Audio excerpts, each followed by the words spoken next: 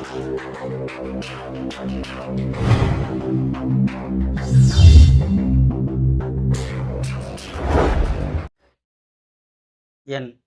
குலதெய்வமான குழந்தாளம்மனை போற்றி, பெரிய கற்பனை சாமியை போற்றி, அனைவருக்கும் எனது பணிவான வணக்கங்கள்.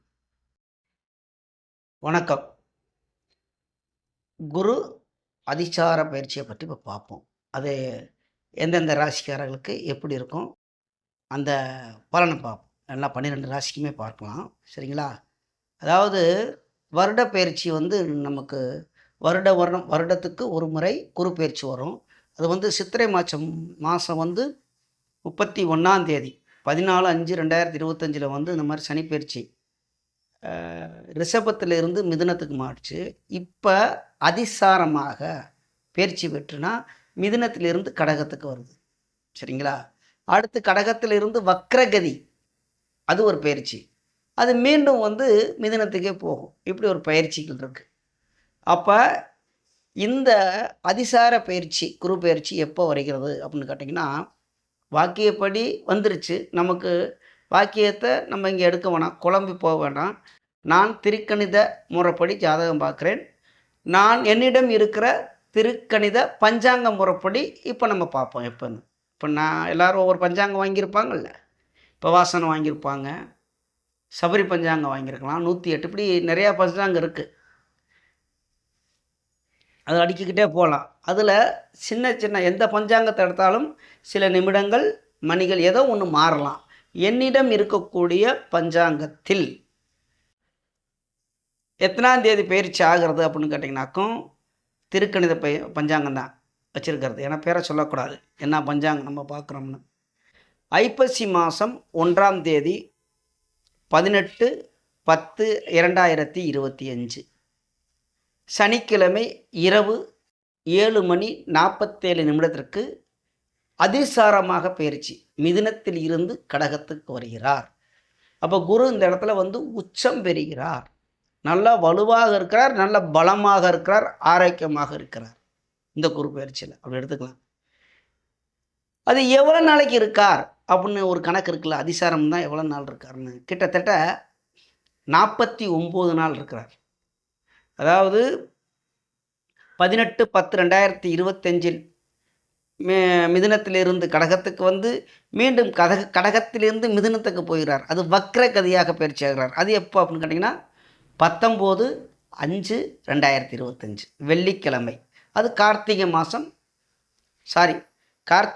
19ஆம் தேதி. இங்கிலீஷ்க்கு வந்து 5/12/2025. நான் இந்த 19ன்னு சொன்னது இங்கிலீஷ் தேதி கிடையாது, கார்த்திகை மாதம். மீண்டும் சொல்கிறேன், வக்ரகதி பயிற்சி ஆகக்கூடியது அடுத்து கார்த்திகை மாதம் 19ஆம் தேதி, டிசம்பர் மாதம் 5ஆம் தேதி 2025 இங்கிலீஷுக்கு. சனிக்கு அது வெள்ளிக்கிழமை மாலை 5:25 பயிற்சி ஆகிறது. இதுதான் இதோட ஒரு கணக்கு. அப்போ எத்தனை நாளைக்கு இருக்கார் அப்படின்னா கிட்டத்தட்ட 1 மாதம் 17 நாள். நாள் கணக்கு துல்லியம் எடுக்கணும், 49 நாள். சரிங்களா? இந்த கடகத்தில் இருக்கிறார். அப்போ இந்த காலகட்டத்தில் நன்மையே யாருக்கெல்லாம் இருக்கும், கொஞ்சம் உஷாராக இருக்கக்கூடிய ராசிகள் எது அப்படின்னு பார்ப்போம். குரு வந்து பொதுவாக தீமையை செய்ய மாட்டார். இருந்தாலும் சில எந்த பாவகத்தை பார்க்குறாரோ அந்த பாவகம் வலுப்பட்டிருக்கும். இப்போ மரபு ஸ்தானத்தை பார்க்கும்போது அதோடைய வேறு வேலைகள் செய்யும். அது கொஞ்சம் பார்த்துக்கலாம். சரிங்களா? இப்போ காலபுருஷ தத்துவப்படி முதல் ராசியான மேசத்துக்கு எப்படி இருக்கும் அப்படின்னு பலன் பார்ப்போம். அப்போ மேச ராசி அப்போ நட்சத்திரம் எதுலெல்லாம் இருக்கும் அப்படின்னா அஸ்வினி 4 பாதமும், பரணி 4 பாதமும், கார்த்திகை முதல் பாதமாக 1ஆம் பாதத்தில் பிறந்தவர்களுக்கு பலனை பார்ப்போம். அப்படிங்கும்போது ஏற்கனவே வந்து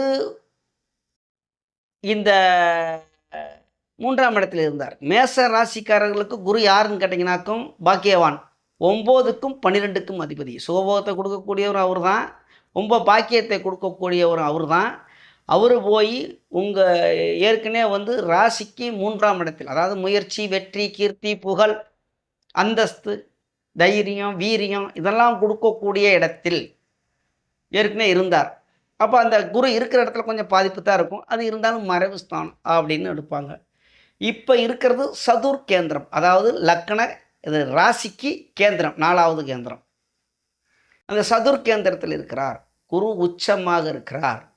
உங்களுக்கு பாக்கியவான், உங்களுக்கு பாக்கியத்தை கொடுக்கக்கூடிய 9ஆம் இடத்துக்கு அதிபதியும், சுகபோகத்தை கொடுக்கக்கூடிய 12ஆம் இடத்துக்கு அதிபதியும் குரு உச்சம் பெற்றிருக்கிறார். 4ஆம் இடத்தில் இருக்கிறார். அப்போ 4ஆம் பாகவத்தில் இருக்கிறபோது அந்த வேலையும் கொஞ்சம் இருக்கும். உச்சமாக தானே இருக்கிறார். அப்போ வீடு கட்டுறது, புதிதாக வாகனம், அதாவது கார், பைக்கு, இந்த மாதிரி வாகனங்கள் வாங்கிறது, நகை வாங்கிறது வாங்கலாம், அமையும். உங்களுக்கு இந்த மாதிரி கிடைக்கும். அடுத்தபடியாக 5ஆம் பார்வையாக 4ஆம் இடத்தில் இருந்து கொண்டு உங்கள் லக்கணத்துக்கு 8ஆம் பாவகத்தை பார்க்கிறார். திடீர் யோகம்,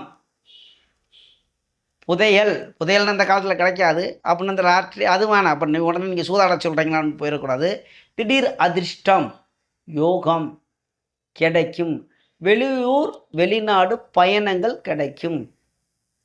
சரிங்களா? இந்த மாதிரி ஒரு யோகம்.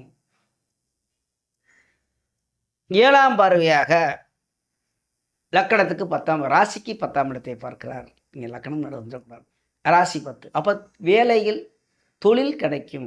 ஒரு நாள் வேலை இல்லை, வேலை நாள் லாபம் இல்லை, தொழில் தொடங்கலாம்னு இருந்தேன், தடங்கள் ஆகிக்கிட்டே இருக்குது அப்படின்னு சொல்கிறவர்கள் தொழில் தொடங்கலாம், வேலை தொடங்கலாம். இந்த மாதிரி வேலையே கிடைக்கலைங்க ஐயா, நானும் அலைஞ்சிக்கிட்டே இருக்கேன் அப்படிங்கிறவங்களுக்குலாம் இப்போ வேலை கிடைக்கும். தொழில்னால் லாபம் வரும். என்னத்த முதல்ல போட்டேன் பயமாக இருக்குது அப்படின்னா இந்த ஒரு 50 நாளைக்கு நல்ல வருமானம் வரும். பயப்பட வேணாம். இப்போ வேலை தொடங்கலாம். வேலை கிடைக்காதவங்களுக்கு இந்த காலகட்டத்தில் வேலை கிடைக்கும். நல்ல தொழில்னால் லாபம் கிடைக்கும். வெளியூர் பயணங்கள் போகலாம். திடீர் அதிர்ஷ்டம் வரும். சுகபோகம் கிடைக்கும். இந்த என்ன சொல்லலாம், பொழுதுபோக்குக்கு வேண்டி டூர் போகிறாங்கல்ல, அந்த மாதிரி டூர் பயணங்கள் போகுவீங்க. வெளியூர் வெளிநாடு. ரொம்ப நாள் அந்த கோயிலுக்கு போகலாம்னு இருக்கேன், நானும் காசெல்லாம் கூட மாற்றி வச்சிட்டோமையா, பணம்லாம் இருக்குது, போகிறதுக்கு நேரமே வரலன்னு புலம்பிக்கிட்டு இருக்கீங்கல்ல, இந்த மாதிரி இருப்பாங்க. நான் கொஞ்சம் கொஞ்சமாக சேர்த்து ஒரு டப்பாவிலையோ இல்லாட்டி ஒரு இதில் வச்சுருக்கேன், பணம்லாம் வச்சுருக்கிறேன். ஆனால் அந்த கோயிலுக்கு போகலான்ட்டு போகவே விட மாட்டேங்குது அப்படின்னு புலம்பிக்கிட்டு இருப்பீங்க. அந்த மாதிரி உள்ளவங்களுக்கு இன்றைய காலகட்டத்தில் இந்த குரு பயிற்சினால் பயணங்கள் போவீங்க, சுற்றுலா போவீங்க, நல்ல இன்ப உலா அப்படி சொல்லலாம்.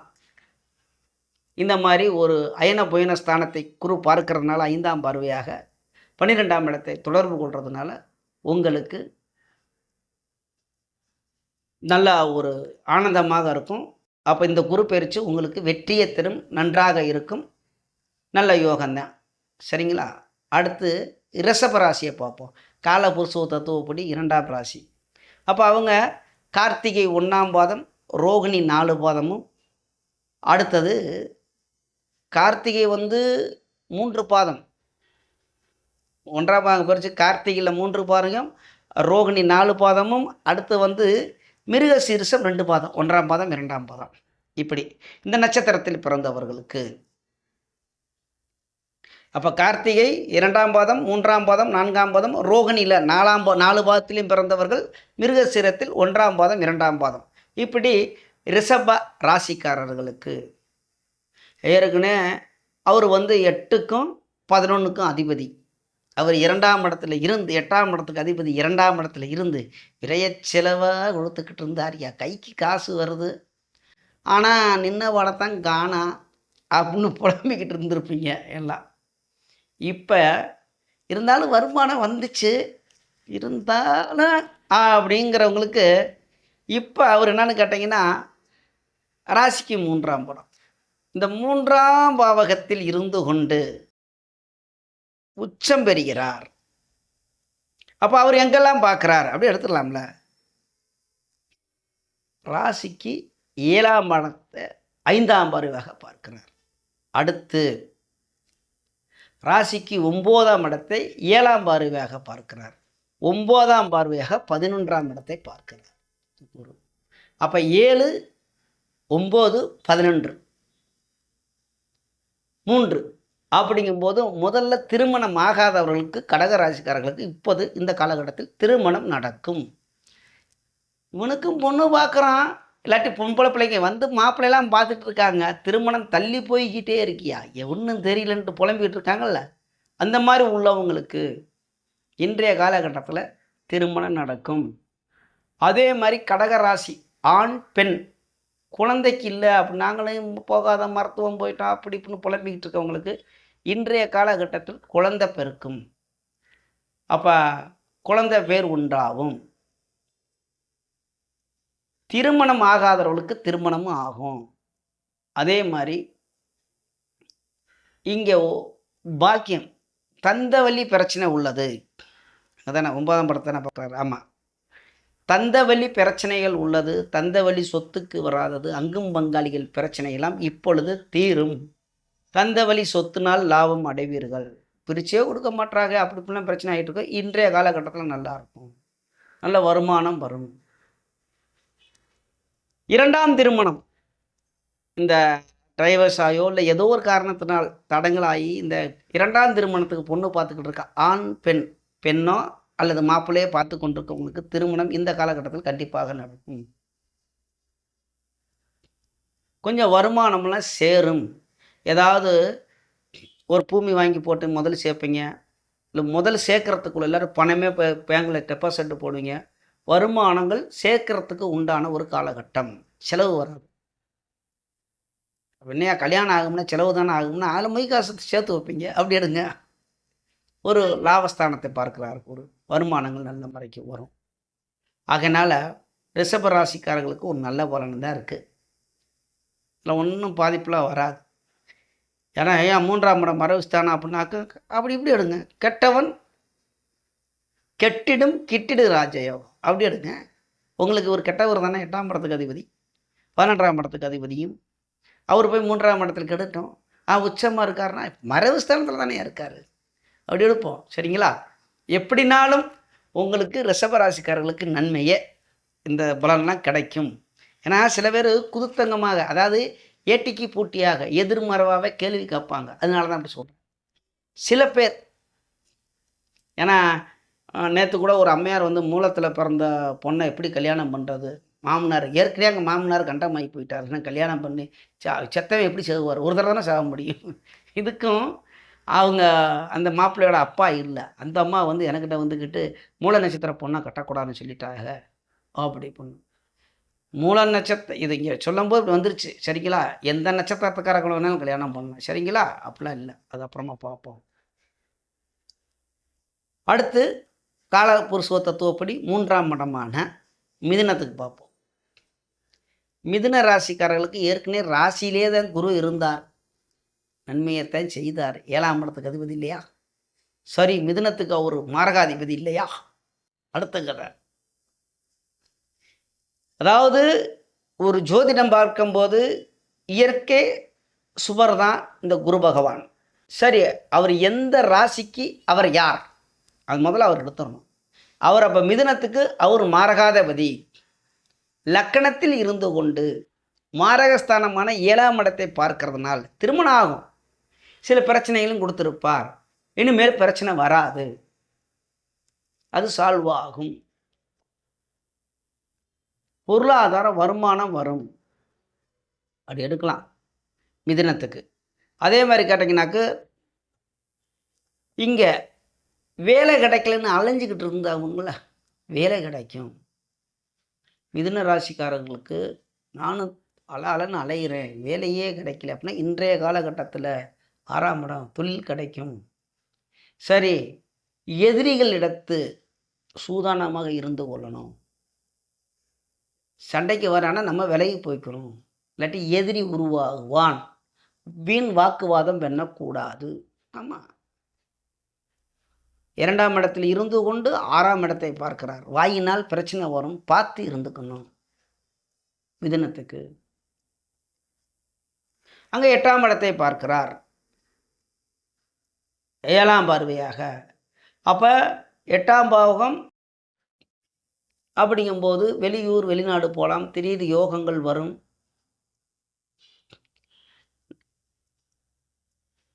ஒரு வெளியூரில் போகக்கூடியது, இந்த திடீர் யோகங்கள் வர்றது, இந்த மாதிரிலாம் இருக்கும். கொஞ்சம் பார்த்து இருந்துக்கணும். இருந்தாலும் அந்த மறைவு ஸ்தானத்தை குரு பார்க்கும்போது அந்த பாவகம் வளரும் என்ற அடிப்படையில் கொஞ்சம் வம்பு வழக்கு வராம கொஞ்சம் சூதானமா இருந்துக்கணும். 11ஆம் இடத்தை 9ஆம் பார்வையாக பார்க்கிறார். இப்போ 11ஆம் இடம் லாபஸ்தானம் தான். ஒரு உபயத்துக்கு 11ஆம் இடம். இது 9ஆம் பார்வையாக அவர் 10ஆம் பாவத்தை தான் பார்ப்பார். அப்போ தொழில் 11ஆம் பாவம் கிடையாது. உபயத்துக்கு இது 10ஆம் பாவத்தை பார்க்குறாரு மிதுனத்தை. அப்போ 10ஆம் பாவம் தொழில், வேலை, வருமானம், தொழில்னால் வருமானம் இதெல்லாம் சிறப்பாக இருக்கும். புதிதாக தொழில் தொடங்கலாம். வேலை கிடைக்காதவங்களுக்கு கண்டிப்பாக உறுதியாக இந்த காலகட்டத்தில் வேலை கிடைக்கும். தொழில்னால் லாபம் அடைவார்கள். அதெல்லாம் ஓகே. நம்ம கவனமாக இருக்க வேண்டியது யாருக்கும் ஜாமீன் கையெழுத்து போடக்கூடாது. அடுத்தவன் பொருளை ஒரு வண்டி கிண்டியை வாங்கினோம்னா அதில் சூதானமாக இருக்கணும். இல்லாட்டி அதனால நம்ம கொஞ்சம் விரயமெல்லாம் ஆகும். வம்பு வழக்கில் இருந்து கொஞ்சம் வாக்குவாதம் பண்ணாமல் இருந்தாலே போதுமானது. சரிங்களா? கடன் கொடுத்தவர்கள்லாம் கடனை உங்கள்கிட்ட கொடுக்குவாங்க, திருப்பி கொடுப்பாங்க. கடன் நீங்கள் இந்த லோன்லாம் போடுறதுனா இந்த காலகட்டத்தில் லோன் கிடைக்கும். ஒன்றும் பிரச்சனை இல்லை. இதெல்லாம் நான் கொஞ்சம் நன்மையாக இருக்குது. சரிங்களா? அப்போ மிதுன ராசிக்காரர்களுக்கு நல்லா தான் இருக்குது. எல்லா ராசிக்காரர்களுக்கும் நல்லா தான் இருக்கும். இருந்தாலும் இதில் கொஞ்சம் கவனமாக இருக்க வேண்டும். அடுத்து கடகராசி கால புருஷ தத்துவப்படி 4ஆம் பாவகம் கடகராசி. அதில் என்னென்ன நட்சத்திரம்னு அதுக்கு க்ளீனாக பார்த்துக்கலாம். ஏன்னா நம்ம ஏற்கனவே இருக்காது சொல்லிடலாம். இங்கே புனர்பூசம் 4ஆம் பாதம், பூசம் 4 பாதமும், ஆயில்யம் 4 பாதமும் கடகராசியில் பிறந்தவர். இப்போ இவங்களுக்கு எப்படி அப்படின்னா 12ஆம் பாகத்தில் குறி இருந்து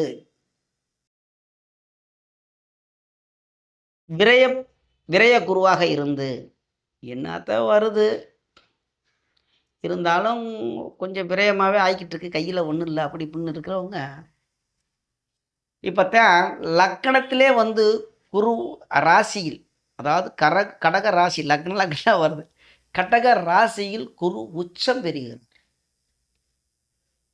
அப்போ கொஞ்சம் நிமிர்ந்து உட்காரலாம். ஒரு நல்ல பலன் தான் கடகத்துக்கு.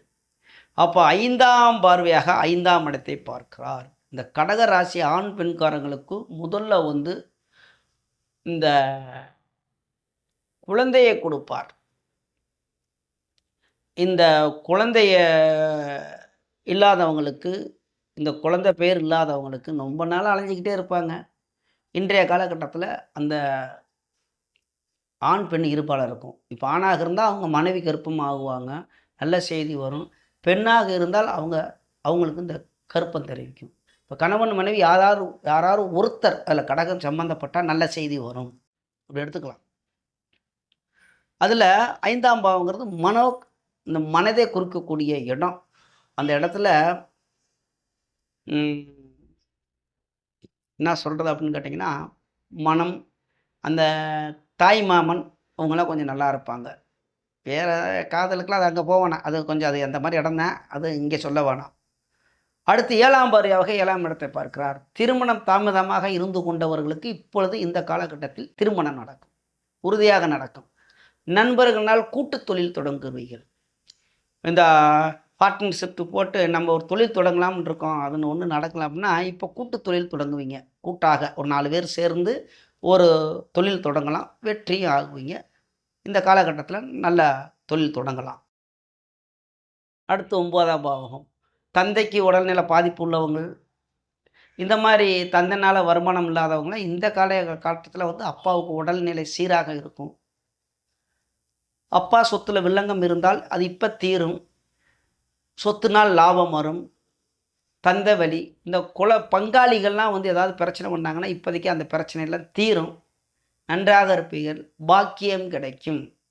பாக்கியம்னா வேலை செஞ்ச காசு, எப்போயோ வேலை செஞ்ச காசு கூட இப்போ கூப்பிட்டு கொடுப்பாங்க. இல்லாட்டி நம்மள்ட்ட வாங்கின காசு எவனுமே கொடுக்காம இருப்பேன், இப்போ கூப்பிட்டு ஐவாட்டிலேருந்தே அவன் காசு அப்படின்னு கொடுத்துருவாங்க. இந்த மாதிரி ஒரு பாக்கியம் கிடைக்கும். சரிங்களா? அப்போ கடகத்துக்கு, கடக ராசிக்காரர்களுக்கு ரொம்ப ரொம்ப நல்லா இருக்குது குரு பயிற்சி, இந்த அதிசார பயிற்சி. சரிங்களா? அப்போ இது ஒரு 49 நாளைக்கு இருக்குது. நல்லா ஜாலியாக இருங்க. நல்ல சந்தோஷமாக இருங்க. நல்லா வெற்றி பெறுவீர்கள். சரிங்களா? ஏன்னா நீங்களும் ரொம்ப கஷ்டப்பட்டீங்க. கடகராசிக்காரங்களாம் அஷ்டமச்சனியில் படாத பாடுபட்டீங்க. அதனால் இது ஒரு நன்றாக இருக்கும். அடுத்த வீடியோவில் ஒரு 4 ராசிக்கு பார்ப்போம். ஏன்னா ஒரு 4 ராசியாக பார்ப்போம். அடுத்து சிம்மம் முதல் பார்க்கலாம். அப்போ நமது யூடியூப் சொந்தங்கள் அனைவரும் வளமுடன் வாழ்வீர்கள். நன்றாக இருப்பீர்கள். நன்றி, வணக்கம்.